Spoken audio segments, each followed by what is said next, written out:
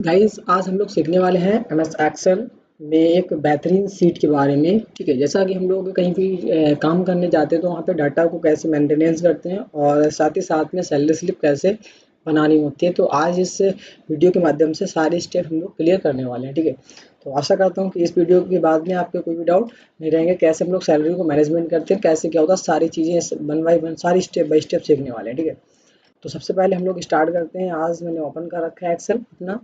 तो इस तरीके से हम लोग एक मल्टीपल सेल ले लिए, उसको मर्ज कर लेंगे। मर्ज करने के बाद में हमने यहाँ पे मेरे को जो भी चीज़ बनानी है तो मेरे को यहाँ सैलरी शीट बनानी है। ठीक है, सैलरी शीट और लिमिटेड कंपनी इस तरीके से दे दिया मैंने। स्टाइल को ऊपर ले जाना तो आप यहाँ से ऊपर ले जा सकते हैं, उसको बोल्ड करना है यहाँ से बोल्ड भी कर सकते हैं। ठीक है, बोल्ड हो गया। यहाँ से इसका साइज अगर इंक्रीजमेंट करना है तो साइज भी इंक्रीजमेंट अपने अकॉर्डिंग कर सकते हैं। ठीक है, ये काम करना है। इस पर आपको कलर वगैरह फिल करना है तो आप कलर वगैरह भी फिल कर पाएंगे। ठीक है, इसका आपको बॉर्डर अप्लाई करना है तो इसको भी हम लोग बॉर्डर भी अप्लाई कर पाएंगे। ठीक है, जस्ट इतना सा काम करने के बाद में हम लोग अब स्टार्ट करते हैं अपना हेडिंग्स नेम। ठीक है, तो हेडिंग्स हमारी क्या क्या हो जाएंगी सारी चीज़ें हम लोग सीखेंगे। तो सबसे पहले सैलरी हम लोग हेडिंग बना दी मैंने, सीरियल नंबर। इसके बाद में हमारा एम्प्लॉय नेम।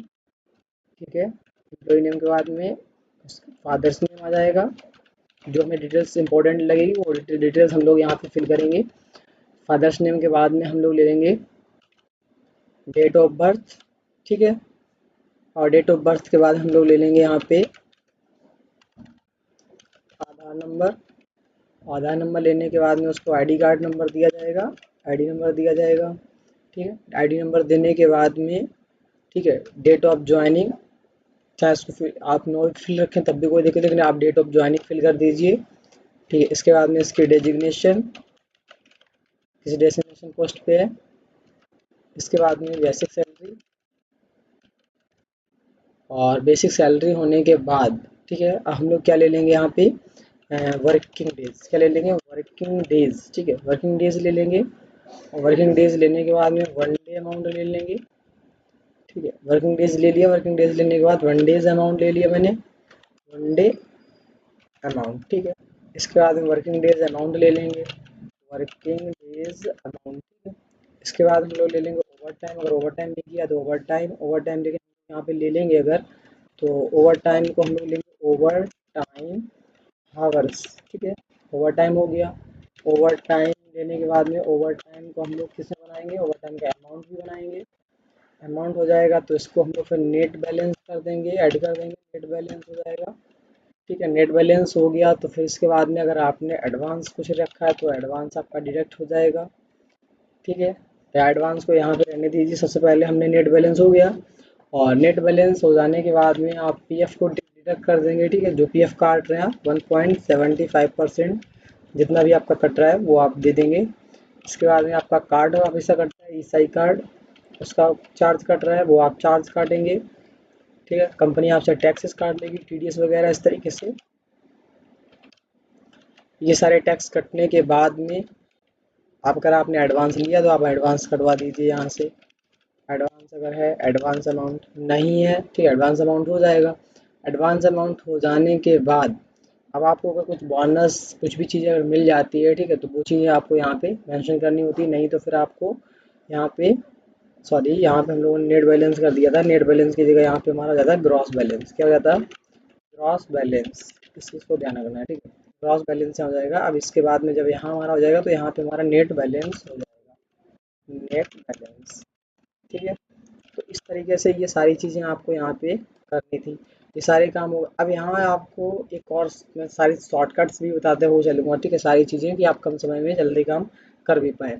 तो इसको हम लोग क्या कर लेंगे, सिलेक्शन कर लेंगे इस तरीके से। ठीक है, सिलेक्शन हमारा ये हो गया हेडिंग। अब ये हेडिंग होगी तो इस हेडिंग को अपने अकॉर्डिंग फिट हो जाए, जितनी उसको स्पेसिंग चाहिए, जगह चाहिए।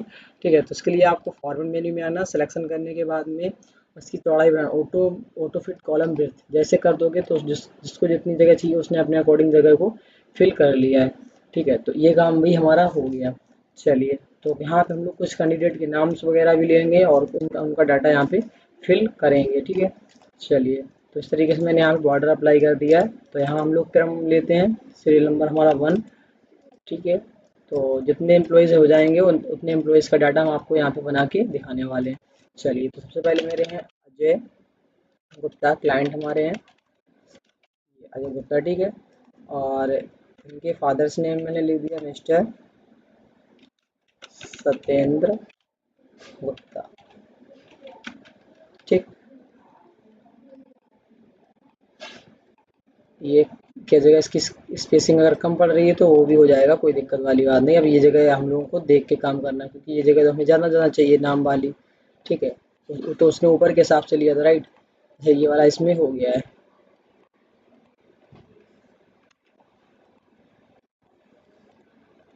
ये वाला इसी में लिख गया, राइट। तो इसको हम लोग यहाँ से स्पेसिंग कर लेंगे और यहाँ पे लिखेंगे जाके मिस्टर सत्येंद्र गुप्ता, ठीक। डेट ऑफ बर्थ लिखना है आपको, उनकी डेट ऑफ बर्थ लिख दी मैंने, ठीक। आधार कार्ड नंबर लिखना है 2762587565, मैंने आधार कार्ड नंबर फिल कर दिया, ठीक। और आईडी नंबर आपको देना है, तो कंपनी का आईडी नंबर क्या है वो आपको देना है यहाँ पे, ठीक है। तो यहाँ पे कंपनी का आईडी नंबर क्या है वो मुझे मेंशन करना पड़ेगा।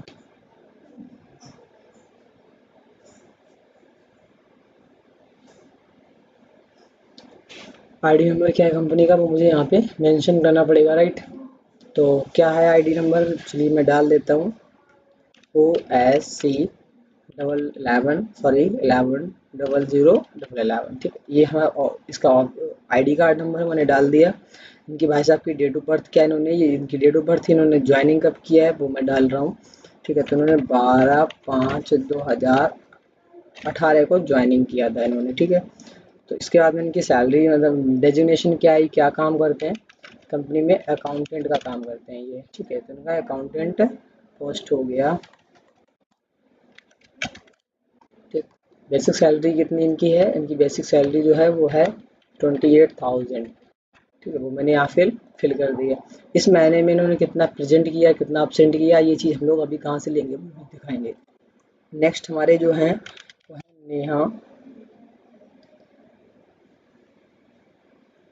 नेहा शर्मा। नेक्स्ट हमारे क्लाइंट जो हैं तो ठीक है, सेल्स डिपार्टमेंट से हैं, तो सेल्समैन हैं। इनके पिताजी का नाम यहाँ डालना है, यहाँ की वो नहीं डालनी है। पिताजी का नाम इनके है अरविंद शर्मा, अरविंद शर्मा। इनकी डेट ऑफ बर्थ है 12/1/1998, ये डाल दें इनका 9855, इस तरीके से ये हमें डिटेल्स फिल करनी पड़ेगी, ठीक है। तो ये डिटेल्स हमने फिल कर ली।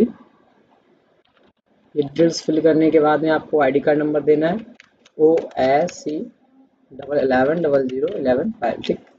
मैंने दे दिया। डेट ऑफ बर्थ क्या है वो आपको डालना है इनकी, ठीक है। तो डेट ऑफ बर्थ डाली थी मैंने, उन्होंने ज्वाइनिंग कब किया है वो डालना है यहाँ पे। तो ये हमारे पुराने थोड़े ओल्ड कस्टमर हैं, और सॉरी ओल्ड एम्प्लॉयज़ हैं।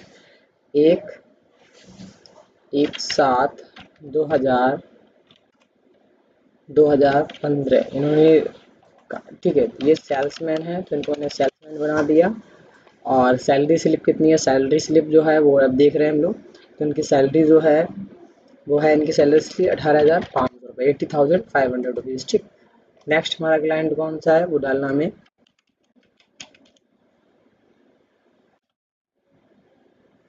शिवानी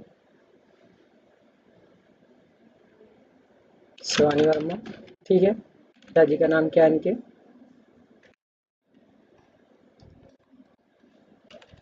अवधेश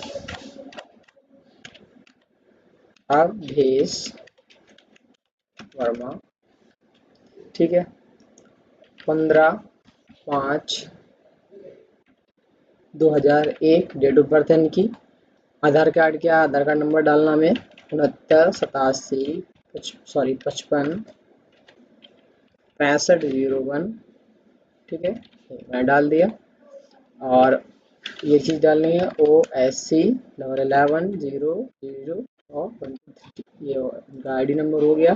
इन्होंने कब ज्वाइन किया, इन्होंने 5, सॉरी डेट ऑफ बर्थ में डाल रहा हूँ। फिर इन्होंने ज्वाइनिंग कब किया? 13/1/2020, ठीक है, 2020 इन्होंने ज्वाइन किया है, ठीक है। ये कंपनी के मैनेजर हैं, ठीक है, कंपनी के मैनेजर हैं। इनकी सैलरी जो है वो है 34,500 रुपये, बाकी बोनस वगैरह जो भी मिलके बनता है। तो ये 3 एम्प्लॉयज़ मैंने ले लिए हैं। अब 3 एम्प्लॉयज़ का हम लोग डाटा बिल्कुल फिल करते हैं अच्छी तरीके से, ठीक है, क्या क्या सारी चीज़ें देखते हुए चलेंगे, ठीक है।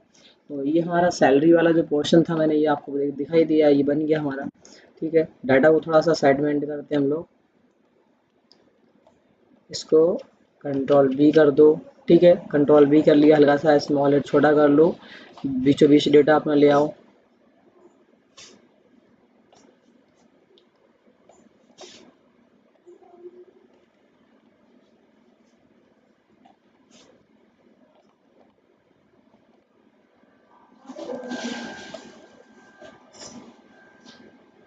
ये काम हो गया, ठीक है। यहाँ से कलर डिफरेंस कर दें,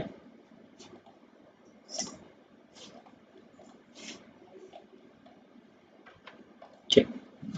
तो इतना काम हो गया हमारा, राइट। चलिए देखते हैं आगे क्या क्या करना है मुझे। अब कैसे इनको फाइंड करना, सारी चीज़ें हम लोग सीखेंगे, ठीक है। तो यहाँ इतना काम हो गया, नाम हो गया, एम्प्लॉयज़ नेम हो गए, फादर्स नेम हो गया, डेट ऑफ बर्थ हो गया, आधार कार्ड नंबर भी हो गया, ठीक है, आईडी नंबर भी हो गया, क्या पोस्ट पे काम कर रहे हैं, ठीक है। अब जैसे इन्होंने काम जो किया वो कितना टाइम किया, ठीक है। तो ये हम लोग जो अटेंडेंस रजिस्टर हमारा होता है वहाँ से डाटा हम लोग उठा लेते हैं, ठीक है, क्योंकि हम लोग सैलरी पे कर रहे हैं। तो इस सीट के माध्यम से आपका मेन काम है कितनी सैलरी उनकी बन रही है, ठीक है, वो चीज़ निकालना है। ओवर टाइम कितना उसका पेमेंट बन रहा है वो निकालना है, सारे टैक्स काटने के बाद आपको पेमेंट करना है। वो सीन हमारा इस सीट के माध्यम से हम लोग सीखने वाले हैं। वो कैसे सारी चीज़ें होती हैं आप समझेंगे। तो इनको मैंने मान लीजिए 25 डेज़ दे दिए, ठीक। और इनको 25 डेज़ इन्होंने काम किया है। इसके बाद में इन्होंने जो काम किया 27 डेज़ काम किया है, सॉरी, ठीक है।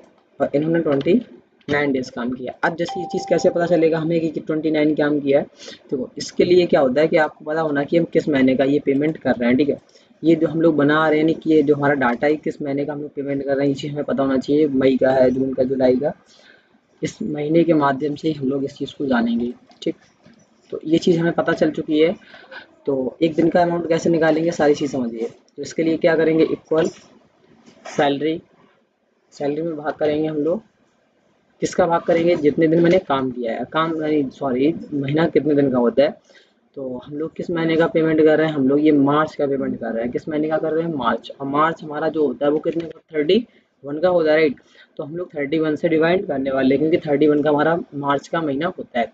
तो इसलिए एंटर किया मैंने, तो ये आपका एक दिन का अमाउंट आ गया है। डेसिमल ज़्यादा संख्या आ रही है, यहाँ से आप इसको इंक्रीज डिक्रीज कर दीजिए, या बढ़ रहा है क्या, डिक्रीज कर दीजिए इस तरीके से, ठीक। और इसको मैंने थोड़ा सा इस तरीके से ले लिया। तो आपका ये वन टाइम में सब लोगों की वन डे सैलरी आ गई। ये वन डे सैलरी है आपकी, समझ रहे हैं, वन डे सैलरी आ चुकी है। तो हम लोग जितना उन्होंने काम किया है, कितने दिन काम किया, 25 डेज काम किया है। तो आराम से निकाल सकते हैं कि नहीं निकाल सकते हैं, one day salary multiply one day salary multiply कितने दिन काम किया है, वर्किंग डेज, ठीक है। तो वन डे सैलरी में हमने मल्टीप्लाई किया इसका, तो ये हमारा क्या निकल के आ गया, वर्किंग डेज अमाउंट निकल के आ गया। इसको आप इस तरीके से कर लेंगे तो ये चीज़ आपकी, ये चीज़ भी आपकी यहाँ पे निकल आई, राइट।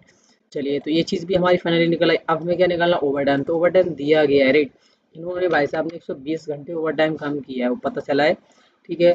और इन्होंने 150 घंटे ओवर टाइम काम किया है, ठीक।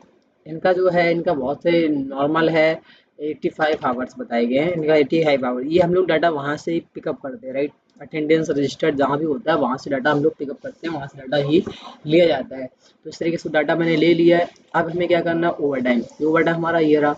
तो ओवर टाइम हम लोग अब इसको अमाउंट कैसे फिल बनाएंगे, तो अमाउंट बनाने के लिए क्या करेंगे, इक्वल, क्या करेंगे, इक्वल, ठीक है। इसका भी फार्मूला लगाते हैं। अब क्या करना क्या है आपको कि आपने जो 120 हावर्स टाइम दिया है, ठीक है, ये कहीं ना कहीं आप फिटिंग का काम कर रहे होंगे, वहाँ भी आप जैसे मान लीजिए कहीं काम करते हैं आप, रूटीन होगा वहाँ 8 घंटे 10 घंटे टाइमिंग लिमिट होती है। तो उस घंटे को ही हम लोग यहाँ से डिफाइन करने वाले हैं। अगर आप 8 घंटे ऑफिस वर्किंग कर रहे हो तो आप 8 से भाग करिए, और 10 घंटे अगर ऑफिस लाइफ आपका टाइम हो रहा है तो आप 10 से डिवाइड करेंगे, ठीक है। तो मैंने 8 से डिफाइन किया, ठीक है। जब ये 8 से डिफाइन करेंगे तो ये क्या बन जाएगा हमारा, दिन, क्या बन जाएंगे हमारे, डेज। जब डेज बन जाएंगे तो इसे मल्टीप्लाई कर लेंगे। जब मल्टीप्लाई कर लेंगे तो 1 डे सैलरी ऑलरेडी हमें पिकअप हो चुकी है। तो ये हमारा क्या निकल के आ जाएगा, ओवर टाइम अमाउंट। क्या निकल के आ जाएगा, ओवर टाइम अमाउंट हमारा इस तरीके से निकल के आ जाएगा। ये हमारा ओवर टाइम अमाउंट निकल आया, समझ रहे? तो इस तरीके से आप ओवर टाइम भी निकाल पाएंगे। अब हमें क्या करना है, ये निकालना हमें gross amount, sorry gross balance. तो इसके लिए इक्वल करना है over time plus working days amount plus, दोनों को आपको प्लस प्लस करना है। और ये आपका क्या हो गया, अमाउंट निकल के आ गया। इस वाले अमाउंट पे भी आप डेसिमल कम कर दीजिए, डेसिमल संख्या ज़्यादा है हमारी, ठीक है। चलिए, तो ये हमारा अमाउंट निकल के आ गया। अब हमें कुछ टैक्सेस हैं जो डिडक्ट करने, जो काटने हैं, उनको हम लोग कैसे कटिंग करेंगे वो चीज़ सीखिए। इसको भी अगर आप करना चाहो तो ये साथ साथ में आपका हो जाएगा, देखो हो गया, ठीक है। अब ये पूरा दिखने लगेगा आपको इस तरीके से। तो पीएफ कैसे काटेंगे हम लोग, इक्वल करेंगे। अच्छा, एक चीज़ और मैं आपको बता दूं कि जो भी चीज़ें होती हैं, आप काम कर रहे हो, ओवर टाइम जो भी बन रहा है, ठीक है, आप जितना पीएफ कटाओगे, पीएफ आपका जो प्रोविडेंट फंड होता है, ये 6 मंथ बाद आप रिटर्न ले सकते हैं फॉर्म भर के अपना, ठीक है। गवर्नमेंट इस पर आपको, सॉरी कंपनी आपको इस पर इंटरेस्ट भी प्रोवाइड करती है। तो इस तरीके की सारी चीज़ें होती है। तो इक्वल किया मैंने, और इस पे हम लोग जो लगाते हैं, यानी कितना क्या लग रहा है वो देखते हैं। तो ये सैलरी हमारी हुई जाके टोटली पेमेंट होने वाला, इस पे हम लोग लगाते हैं 1.75%, राइट। 1.75% है, मैंने लगा दिया, इक्वल किया। जैसे इक्वल किया तो आप देखेंगे ये हमारा क्या निकल के आ गया, ये हमारा निकल आया पीएफ, यानी 632 रुपीज़ हमें क्या करना है, ये हमारा पीएफ कट जाएगा, डिडक्टेड हो जाएगा, राइट। ये सही कार्ड जो होता है इसको हम लोग बोलते हैं एम्प्लॉय सेल्फ इंश्योरेंस, ठीक। एम्प्लॉय सेल्फ इंश्योरेंस, इसका क्या मतलब होता है, इसका मतलब होता है कि हम लोग यहाँ पे जो हेल्थ संबंधित हमारा एक इंश्योरेंस कराती कंपनी है, ठीक है, सभी कर्मचारियों का। कोई प्रॉब्लम होती है तो उसके लिए पैसा टैक्स काट लेते हैं।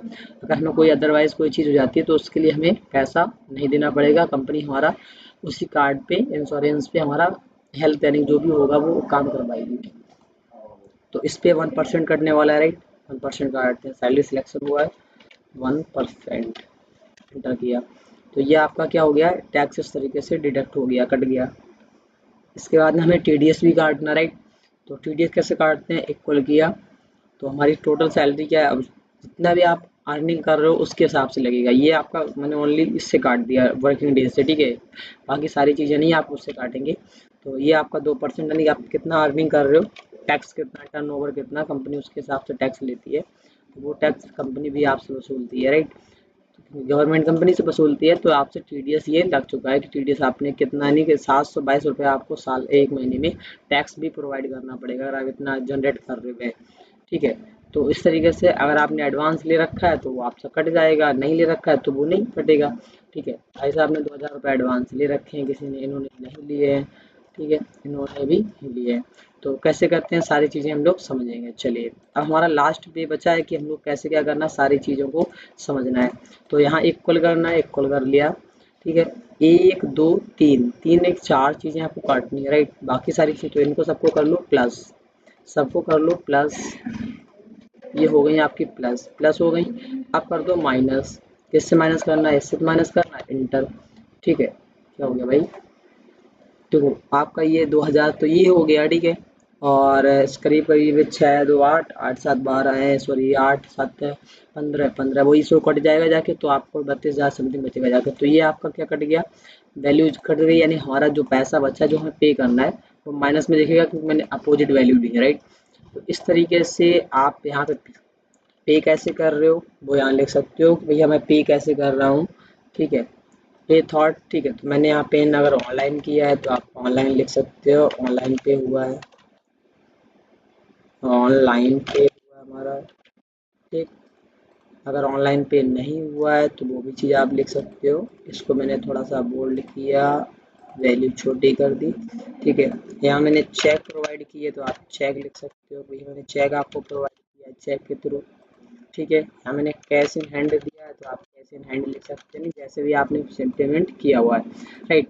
तो इस तरीके से आई होप चीज़ें आपको बहुत अच्छी तरीके से समझ में आ गई होंगी। और कुछ भी प्रॉब्लम नहीं, कोई बात भी समझ में आ रही है तो वो आप हमसे निसंकोच होकर पूछ सकते हैं, ठीक है। इस सीट के माध्यम से हम लोग यहाँ पे डाटा को कैसे करके हम लोग सब सारी चीज़ें चढ़ा लेते हैं, और वर्किंग डेज को हम लोग कैसे घंटे को कैसे सैलरी में कन्वर्ट करते हैं, ठीक है, वो भी मैंने सीखा। और दिन को कैसे सैलरी में कन्वर्ट करना है, यानी सारी चीज़ें हम लोगों ने सीखी। और इसके बाद भी अगर आपकी कोई भी डाउट्स बचते हैं, कोई प्रॉब्लम बचती है तो वो आप निसंकोच होकर पूछ सकते हैं, ठीक है। तो इसको थोड़ा सा और कर देते हैं, चलिए भाई फिर से भी कर देते हैं, चलिए हो गया, ठीक है। तो आशा करता हूँ कि आपको सारी चीज़ें समझ में आई होंगी। अगर कोई बात नहीं भी आई है तो वो आप निसंकोच होकर पूछ सकते हैं, ठीक है। मैं एक बार थोड़ा सा एक दो चीज़ें बता दूँ दोबारा से। देखो ये सारी डिटेल्स आपको फिलिप करनी थी, वो तो मैंने कर ली, ठीक है।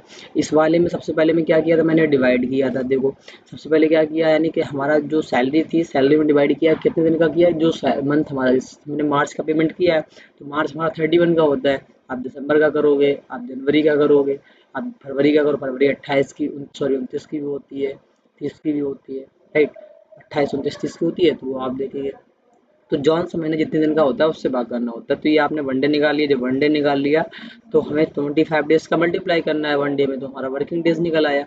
ओवर टाइम हमें दिया गया था, ठीक है। ओवर टाइम अमाउंट कैसे निकला, ओवर टाइम मैंने डिवाइड किया जितने घंटे आप रूटीन में काम कर रहे हो, 8 घंटे 10 घंटे, ठीक है, उतने घंटे से आपने भाग किया, आपने मल्टीप्लाई कर लिया वनडे सैलरी से, तो ये हमारा ओवर टाइम आ गया। जब ओवर टाइम आ गया तो हमने दोनों को ऐड कर दिया, तो दोनों को ऐड कर दिया, उसके बाद में पीएफ हमने क्या किया, पीएफ काट दिया इससे, ठीक है। इससे हमने अपना पीएफ काट लिया, ये हमें 6 मंथ बाद 1200-1300 रुपये मिल ही जाएंगे। ईएसआई कार्ड जो है ये हमारा बीमा के लिए चला गया, 225 रुपये सेल्फ, ठीक। टीडीएस हमारा टैक्स कटता है, ठीक है। इसके बाद में आपने एडवांस अगर ले रखा है तो एडवांस अमाउंट आपका कट गया, नहीं ले रखा था तो आपका नहीं कटेगा। बाकी इस तरीके से ये पेमेंट आपको, जो आपका पेमेंट है वो आपको यहाँ पे कैश और चेक जैसे भी मिल रहा है, वो यूपीआई जैसे भी मिल रहा है वो आपको पेमेंट मिल गया। तो आशा करता हूँ कि आपको गाइस समझ में आया होगा। अगर नहीं भी समझ में कोई प्रॉब्लम्स भी आती है तो आप वो निसंकोच होकर पूछ सकते हैं, ठीक है। मिलते हैं हम लोग फिर, आज के लिए इतना ही काफ़ी है, चलिए मिलते हैं फिर नेक्स्ट डे। तब तक के लिए जय हिंद, जय भारत, जय माता Saraswati, take care all of you, tata, good bye.